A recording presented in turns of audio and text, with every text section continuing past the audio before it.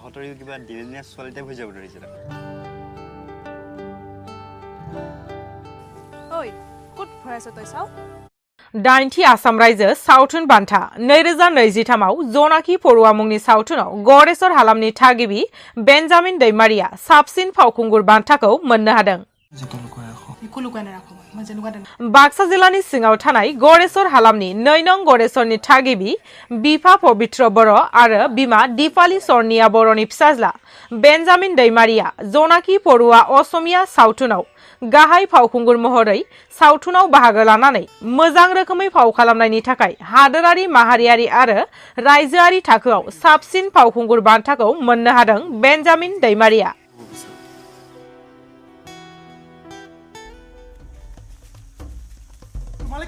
मख'नो गोनांदि प्रडिउसार मिलन दत्त आरो प्रकाश देखानि डिरेक्शन होनाय आरो लिरनाय जनाखि परुवा असमिया सावथुना समाजारि थाखोआव थार्ड जेन्डारफोरखौ माबोरै मेगनजों नोजोर होयो बेखौ लानानै बे सावथुनखौ दिहुननाय जादों होननानै फोरमायदों।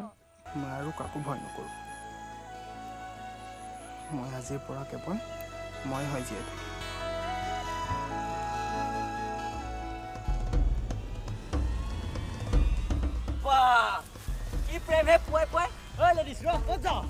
আজি গাঁৱত ব্ৰেকিং নিউজ হৈ যাব তোৰ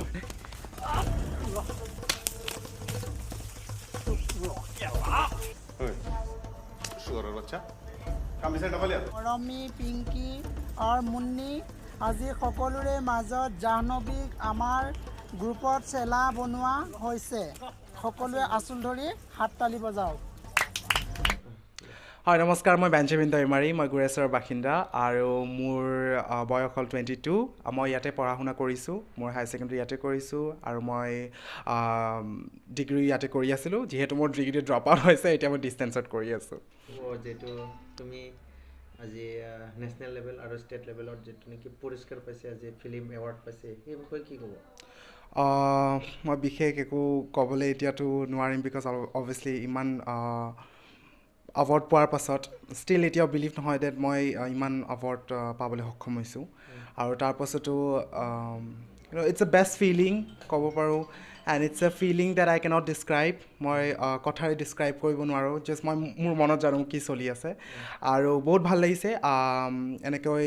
ফিল্ম আমি যোনখন ফিল্ম আমাৰ ফিল্মখনৰ নাম হৈছে ফায়াৰফ্লাইজ জোনাকী পৰুৱা আমাৰ 2019 চনত আমি ফিল্ম ফেষ্টিভেলৰ কাৰণে পঠাইছিলোঁ যাৰ কাৰণে আমি দুটা নেশ্যনেল এৱাৰ্ড দুটা ইণ্টাৰনেশ্যনেল এৱাৰ্ড এটা নেশ্যনেল এৱাৰ্ড আৰু দুটা ষ্টেট লেভেলৰ এৱাৰ্ড পাবলৈ সক্ষম হৈছোঁ মই টোটেলি 5টা এৱাৰ্ড পাইছোঁ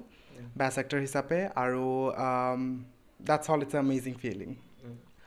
যেটো নেকি মূল আপোনাৰ যেটো নেকি আপুনি এক্টৰ বুলি কৈছে এক্টৰ কি আছিল আপোনাৰ যেটো মূল দায়িত্ব? মোৰ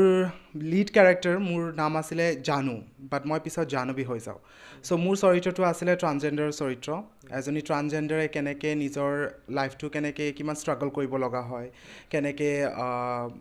গাঁৱৰ পৰা গৈ পেলাই কোনো নুবুজে কি মনত কি বিচাৰে পাৰ্টিকুলাৰ পাৰ্চনজনে চ' সেইটোৰ ওপৰত ষ্টৰিটো আছিলে কেনেকৈ মই গাঁৱৰ পৰা ওলাই গৈ সংগ্ৰাম কৰি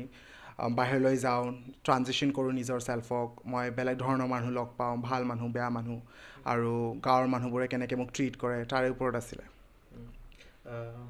আপুনি যেটো নেকি ফিল্ম এৱাৰ্ড পাইছে আপোনাৰ মেইন নামটো কি আছিলে আপোনাৰ গাঁৱৰ আৰু ঠাইৰ নামটো ক'ত আছিল? আমি শ্বুটিং নলবাৰীত কৰিছিলোঁ আমাৰ শ্বুটিং নলবাৰীত হৈছিলে আৰু 80% শ্বুটিং নলবাৰীত হৈছিলে 20% গুৱাহাটীত হৈছিলে। কিমানজন মানুহ আছিলে কোন কোন আছিলে এইখন ফিল্মখন? আমাৰ ক্ৰু মেম্বাৰ কাষ্ট মই এতিয়া পাহৰিলোঁ কাৰণ 2018ত শ্বুটিং কৰিছিলোঁ আৰু চাগে 5 বছৰ হ'ল এতিয়া ক্ৰু মেম্বাৰ আমাৰ টোটেল আছিলে বহুত মানুহ 35+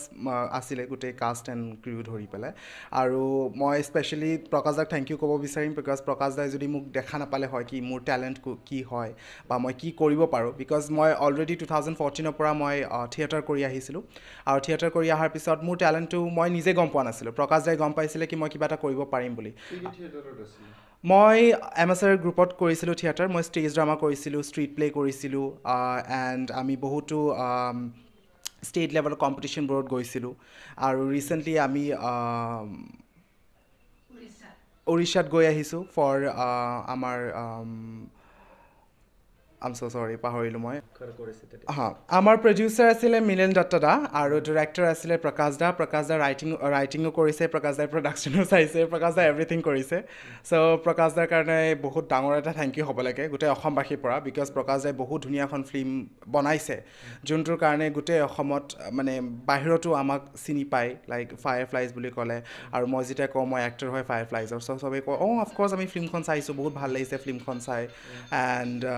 বহুত ভাল পায় মানুহবোৰে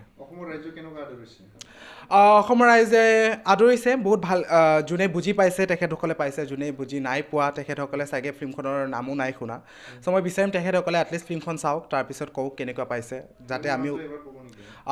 ফিল্মখনৰ নাম হ'ল ফায়াৰফ্লাইজ জোনাকী পৰুৱা অসমীয়া জোনাকী পৰুৱা ইংলিছত ফায়াৰফ্লাইজ আৰু সেইখন ফিল্ম যাতে মানুহে চাওক আমি সকলো অভিয়াছলি আমি মানুহৰ কাৰণে বনাইছোঁ আমি অডিয়েঞ্চৰ কাৰণে বনাইছোঁ চ' অডিয়েঞ্চে চালে আমি ভাল পাম ফিল্মটো যিটো নেকি আপুনি মূল দায়িত্বটো লৈছিলে কেনেকৈ লাগিছে ফিল্মখনৰ মূল দায়িত্ব লৈ এক্সপিৰিয়েঞ্চ মোৰ বহুত মই বহুত নাৰ্ভাছ আছিলোঁ বিকজ মোৰ কেমেৰা ফাৰ্ষ্ট টাইম ফেচ কৰা আছিলে বাট এতিয়া বহুত কেমেৰা ফ্ৰেণ্ডলি হৈ গ'লোঁ মই কেমেৰা কেতিয়াও ফেচ কৰা নাছিলোঁ বিকজ আমাৰ থিয়েটাৰত কি হয় বহুত লাউড এক্টিং হয় বাট কেমেৰাত বহুত ছাটল এক্টিং কৰিব লাগে চ' তাৰ কাৰণে মোৰ অকণমান প্ৰব্লেম হোৱা বুলিও ক'ব নোৱাৰি বা প্ৰব্লেম নোহোৱা বুলিও ক'ব নোৱাৰি অকণমান মাজতে আছিলোঁ মানে মই বুজি পাইছিলোঁ কেমেৰাত কেনেকুৱা এক্টিং কৰিব লাগে বাট মোৰ সেইটো প্ৰেক্টিকেলি এটা এক্সপিৰিয়েঞ্চ নাছিলে যোনটো প্ৰকাশ দাই মোক বহুত ধুনীয়াকৈ বুজাইছিলে কেনেকৈ এক্টিং কৰিব লাগে আৰু লিড কেৰেক্টাৰ হিচাপে মোৰ প্ৰায়ভাগ আমাৰ যিমানকেইটা চিন আছিলে গোটেই মোৰে আছিলে চ' আমি 20 ডেইজত খতম কৰিছোঁ গোটেই মুভিখন বিকজ মোৰেই চিন আছিলে চ' মই অলৰেডি 7 ডেইজ পাইছিলোঁ মই ৰিহাৰ্চেল কৰি গোটেই ডায়লগবোৰ মনত ৰাখি আৰু আমি ধুনীয়াকৈ শ্বুটিং কৰি গৈ আছিলোঁ চ' 20 ডেইজত আমাৰ খতম হৈছে লিড কেৰেক্টাৰ হিচাপে মই যিমানখিনি পাৰিছোঁ মই সিমানখিনি কৰিবলৈ চেষ্টা কৰিছোঁ চিনেমাত যে তুমি চিট পালা বা সেইটো বিষয়ে বা কোনে নিছিলে চ' চিনেমাখনত একচুৱেলি মই গুৱাহাটীত আছিলোঁ মোৰ বায়ো এক্ট্ৰেছ হয় হাইনাৰী দৈমাৰী তাইও এক্টিং কৰি আছিলে তেতিয়া বিহুৰ টাইম আছিলে এপ্ৰিল এণ্ড তেতিয়া বাই ষ্টেজ শ্ব' কৰিছিলে ফুৰিছিলে তেতিয়া মই বাৰ লগত আছিলোঁ বাৰ লগত থাকোঁতে মই য'ত থিয়েটাৰ কৰিছিলোঁ আমাৰ গ্ৰুপ আছে চিফুংদা আৰ্টিষ্ট বুলি চ' চিফুংদা আৰ্টিষ্টৰ আমাৰ পৰিবাই মোক কৈছিলে কি এনেকুৱা অডিশ্যন হৈ আছে মোৰ ফ্ৰেণ্ডে প্ৰকাশ দা পৰিবাৰ ফ্ৰেণ্ড হয় চ' মোৰ ফ্ৰেণ্ডে এনেকৈ বিচাৰিছে তই যাই পেলাই অডিশ্যনটো দি দে তাৰপিছত মই ভাবিলোঁ মই পাৰিম নে নাই নাজানো মই অডিশ্যন দি পোৱা নাই লাইফত তো মই গ'লোঁ Rajgarh bylane number 1 house number 2 চ' মই গৈছিলোঁ যোৱাৰ পিছত মই অডিশ্যনটো দিয়াৰ পিছত তেখেতসকলে কৈছিলে কি অঁ আচ্ছা ঠিক আছে তোমাক আমি চাম আৰু মই সেনেকৈ 3 ডেইজ কণ্টিনিউৱাছলি অডিশ্যন দিছোঁ তাৰপিছত মই কেৰেক্টাৰটো পাইছিলোঁ ডেফিনেটলি আমাৰ চিনেমা যদি ফায়াৰফ্লাইজ কোনোবাই এতিয়ালৈকে নাই চোৱা প্লিজ চাওক বিকজ অতি সোনকালে মেবি আপোনালোকে আৰু ফায়াৰফ্লাইজৰ অকণমান মই এতিয়া ক'ব নোৱাৰিম কনফিডেঞ্চিয়েল ষ্টাফ হয় মই প্ৰব্লেমত আহি যাব পাৰিম বাট যদি ফায়াৰফ্লাইজ নাই চোৱা চাওক কাৰণ নেক্সট ফিল্মখন আপোনালোকে হয়তো বুজি নাপাব যদি ফায়াৰফ্লাইজখন নাই চোৱা তো সেনেকৈ মই ৰিচেণ্টলি মই বলিউডতো এড ফিল্ম এখন কৰি আহিছোঁ বৰুণ ধাৱনৰ লগত তাৰপিছত মই সৰু সুৰা এড কৰি গৈ আছোঁ নেটফ্লিক্সৰ কাৰণে কৰিছোঁ আৰু তাৰপিছত এতিয়া মোৰ আৰু কেইটামান শ্বুটিং আছে য'ত বম্বেত হ'ব তাৰ কাৰণে মই যাব লাগিব আৰু তেনেকৈ আগন্তুকৰ কাম কৰি যাম বুলি ভাবিছোঁ সেনেকৈ আজিলৈকে কেইটামান ফিল্মত কাম কৰিলে তুমি মই ফাৰ্ষ্ট ফিল্ম মোৰ জোনাকী পৰুৱাখনেই হয় তাৰপিছত মই কোনো ফিল্মত তেনেকৈ কাম নাই কৰা মই ডকুমেণ্টাৰী কাম কৰিছোঁ লণ্ডন ফিল্ম প্ৰডাকশ্যনৰ ডকুমেণ্টাৰী এখন আছে তাতে কাম কৰিছিলোঁ মই ৱেব ছিৰিজ এখন কৰিছোঁ য'ত প্ৰাগ প্লেত আছে ৱেব ছিৰিজখন এটম লিভছ বুলি আৰু এইখিনিয়ে